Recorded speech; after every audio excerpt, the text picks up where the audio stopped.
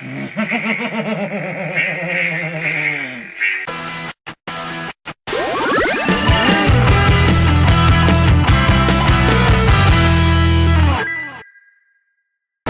to Nerd Bites, and this is going to be what I thought of the new Star Wars film, Rogue One.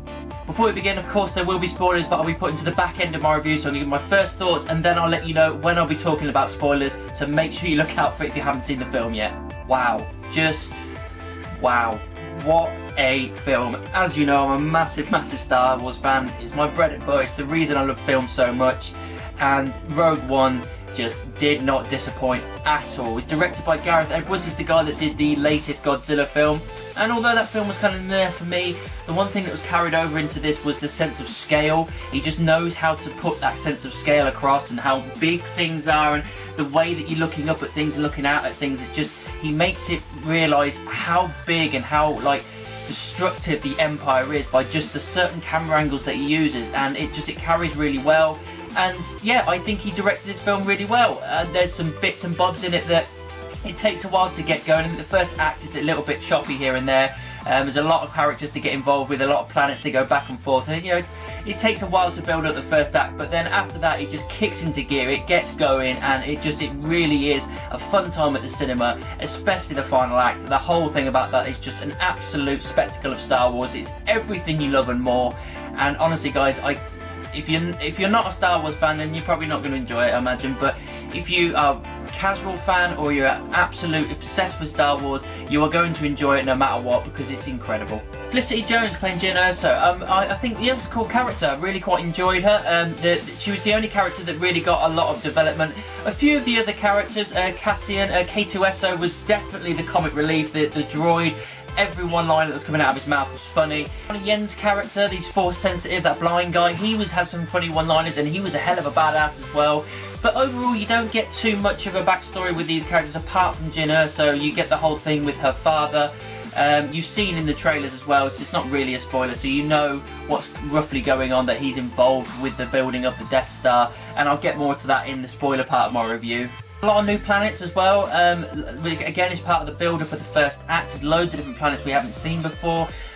One thing I will say as well, the CGI and the practical effects, again, just married together so well in this film. It's barely noticeable. They've done it with absolute detail, and the lived-in look, it shines through with Star Wars. It's just that kind of rough, dirty look, and even some of the stormtroopers are not as clean as they should have been. They're more dirty. They're kind of like they're wanting to clock on and clock off type feel. It's not just, it's not regimented. It was cool. It's good seeing a different layer to the Empire as well. It's also kind of good seeing a different layer to the Rebellion, because there's certain things that they've made some bad calls as well as the Empire, so it's not as black and white as we all had it before with the original films. There is some good and bad on both sides, and they push that a little bit more. It is a war, it's a battle, so bad calls get made, and the story overall, we know the story. It's get the Death Star plans and destroy the Death Star, obviously, which leads into A New Hope. That is basically the gist of this,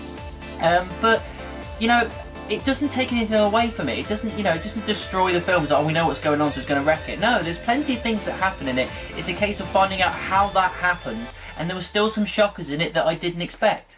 Ben Mendelsohn as Orson Krennic was a great bad guy. He could have ironed his cape, which annoys me. It's a little bit creased. It's like, fucking hell, mate, you're part of the Empire. Iron the damn thing. But yeah, awesome bad guy, really badass. And I really enjoyed his kind of. It's weird because he's under certain people and he's above other people. He's kind of that middleman, and seeing that develop through his character was a really kind of fun thing to enjoy. And yeah, I really enjoyed it.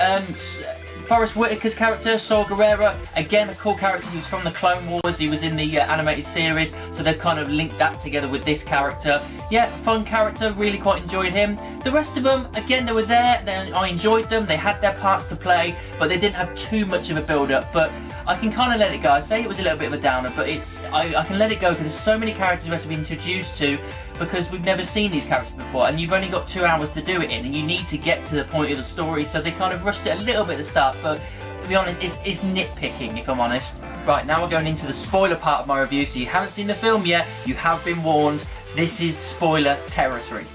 Grand Moff Tarkin. I mean, I did not expect that.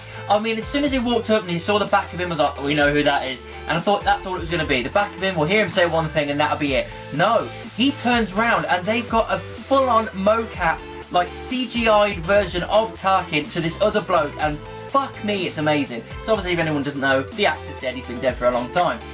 And it just, yes, you knew it was CGI, but only just. You look at it and you go, the detail they have made with that face was incredible. Absolutely amazing. And I'm so glad that he got more of a part in this, because I didn't expect him to be in there at all, really.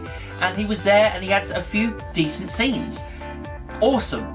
One of the greatest things about this film as well, they've managed to fix the biggest plot hole in Star Wars history, which is, why would Death Star have a weakness that they can exploit? And there is a full-on reason for this. So did it on purpose. He actually did it on purpose. He decided to submit to the Empire, use his intelligence to help build the Death Star, but all the while doing it to make sure he can make a failsafe, a thing inside to make sure that they can destroy it. He did it on purpose to make sure he can get the plans to the rebellion so they can figure out how to destroy the Death Star. That is excellent writing, and I think finally they fixed this massive plot hole that we've had for so many years and people have hated and been annoyed about for so many years, and they fixed it like that. Brilliant. R2 and C-3PO, they're in a teeny tiny little scene on Yavin 4. Brilliant. I'm so happy they put them in, because you can't have a film without them. You have to have them in. Darth Vader. Now, for anybody going towards this going, oh, I can't wait to see Darth Vader, he's not in it a lot. He really isn't. He's in pretty much 2 scenes. They're big scenes, they're epic scenes, and they're absolutely brilliant. But he's not in it a lot. Now, I've seen a few people, a few reviewers, and a few other people I've talked about complain about this, or there wasn't enough Vader. But I'm totally alright with what we got. It was enough, because we didn't want to take away from these new characters and the point of the story, and I didn't need to see too much Vader. He needs to be the ominous threat, and he's only there a couple of times, and each time you see it, it feels special, it feels like it's a big deal. If you see too much of him, it's going to be like, oh, Vader's here, and he's here again, and again. And these 2 big scenes that he was in was absolutely incredible. His intro scene, you see him inside that bathtub tank and he's not got his suit on. You only just about make out a few bits. That was an epic scene. Then you have him talking to Ben Mendelsohn's character and force choking him as well. Again, the dialogue was brilliant. It just made Vader an absolute badass. And then you've got him in the final scene as well, in part of the big battle. And that scene of him with the lightsaber just absolutely destroying all these rebel guys, just to try and get the plans, which doesn't happen, and then it gets onto the rebel blockade runner and it flies off. That was an absolutely epic moment. Honestly, Darth Vader was a badass. It pushes forward towards A New Hope. Brilliant. Also, every fucker dies. Every single one of these main characters dies in some way. Forrest Whitaker's character is the first casualty of the Death Star destroying a city, because they haven't got it at full power yet. Jyn Erso's father, Mads Mikkelsen's character, he dies as well. He gets shot and that's it, or explodes or whatever, he dies, that's him gone. And then as the time goes on in this final battle, you get all the X-Wings and Y-Wings, and I even see Ghost in there as well for people that watch Rebels. It was there quite a few times. A massive scale battle, big dogfights to get the Death Star plans transmitted and then off, as we have just explained. And piece by piece, every single one of these main characters you introduce to, including Jyn Erso and Cassian, they all die. All of them. And I think that's awesome. I think that it really gives gravitas to the story of A New Hope. It gives it a new fresh look the next time you watch it. It also shows how powerful and how threatening the Empire is. It's killed every single one of these characters to get these plans on to this blockade runner so they can destroy the Death Star, and it makes it a big deal. So yeah, I think it was good writing, it was a good idea, and it also shows that this is a one and done film. There is no prequel because the sequel is A New Hope. As we said, once they've got the Death Star plans and Vader absolutely destroys people, they get it onto this blockade runner and it drops off out of one of the fleet ships and just walks into hyperspace, and then you've got Vader just looking down and his lightsaber retracts, and it's just an epic ending scene for him. Then you go on to the blockade runner, and it's not something I expected to happen, but it was absolutely brilliant. They walk onto the cockpit, and there is Leia. She turns around as well. Again, it's a CGI face and everything. I don't know whether it was Carrie Fisher and they just de-aged. I don't know what they've done, whether they've done the same as what they did with Tarkin. But again, an awesome scene.